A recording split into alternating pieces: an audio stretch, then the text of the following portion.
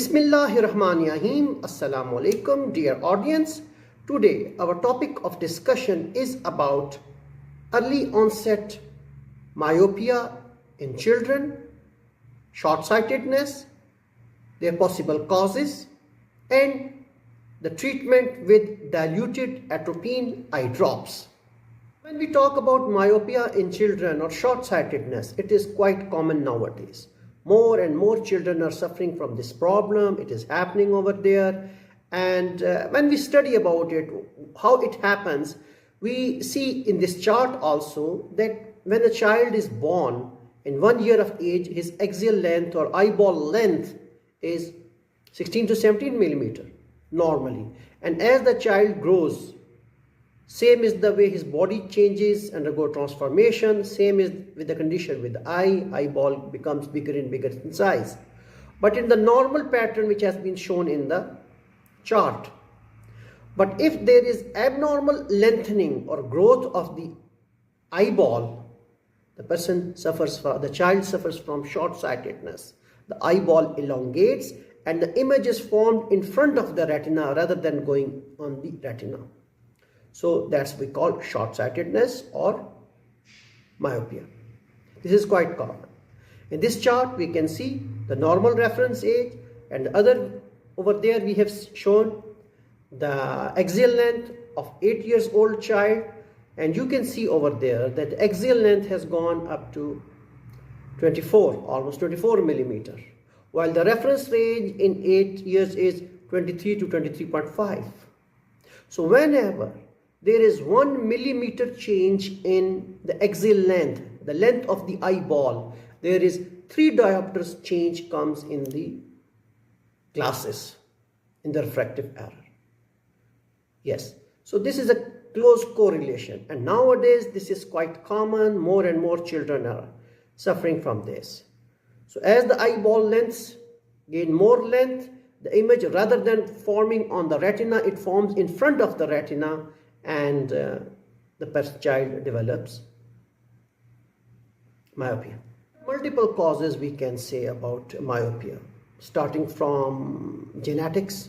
If both parents are suffering from myopia, that we usually, simple language, we can say minus lenses they are using, then there is quite high chances, threefold almost chances of children developing myopia also.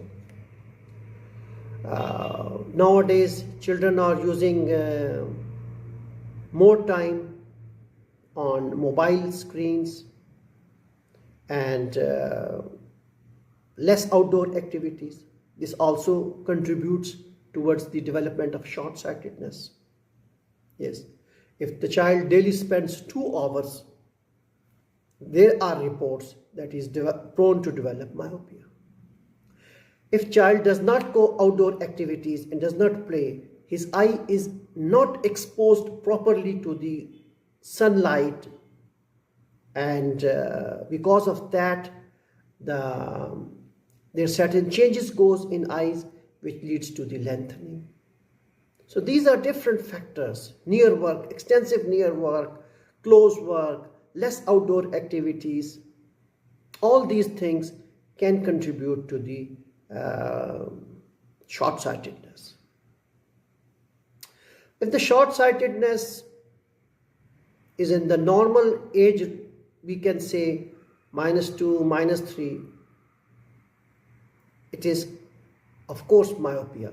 But when we have done studies, if it starts developing and lengthening abnormally, then the problem happens that the inside structures of the eyeball undergo certain change. Yes, if the eyeball starts increasing and goes up to -6, 7, 8 like this, the retina is there.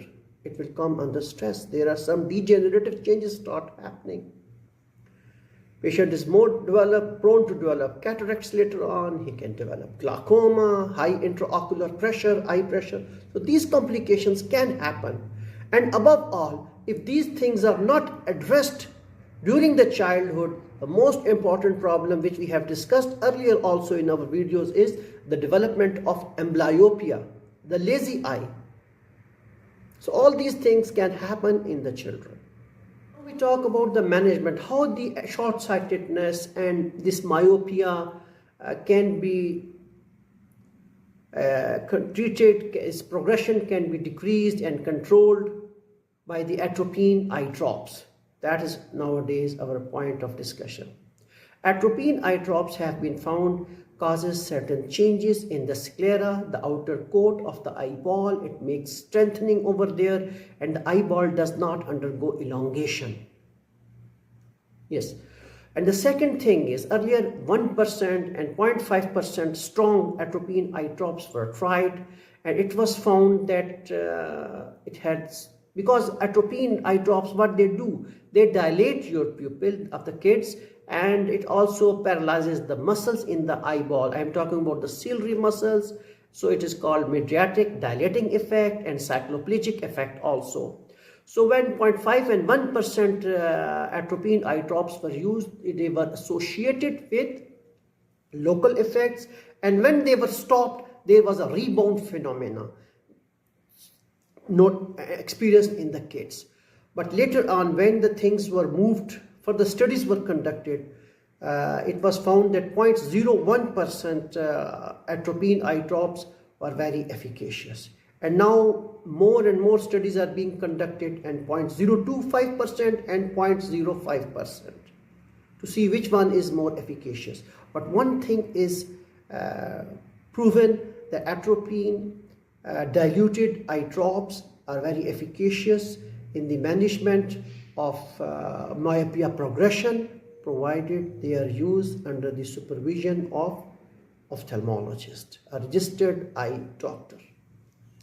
This was a short video today, a presentation about the possible management of myopia in the children.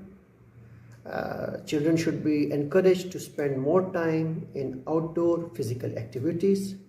Their screen time should be controlled and closely monitored by the parents.